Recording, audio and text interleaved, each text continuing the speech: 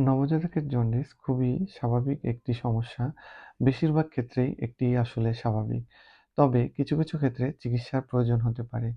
আমরা আসলে কিভাবে বুঝবো যে নবজাতকের জন্ডিস হয়েছে?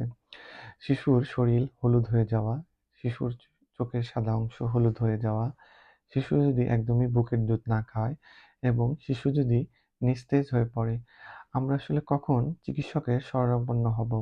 যদি জন্ডিস শিশু জন্মের ২৪ ঘন্টার মধ্যে শিশুর জন্ডিস দেখা দেয়, তাহলে শিশু যদি একদম খেতে না চায়, তাহলে শিশু যদি এ এ খিঁচুনি ওঠে বা শিশুর যদি জ্বর হয়, তাহলে আমরা ডাক্তারের শরণাপন্ন হব।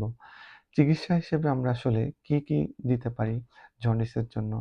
শিশুকে ঘন বুকের দুধ খাওয়াতে হবে।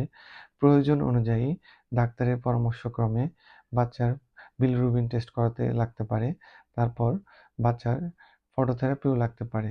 আজকে এ পর্যন্তই। ভালো থাকবেন।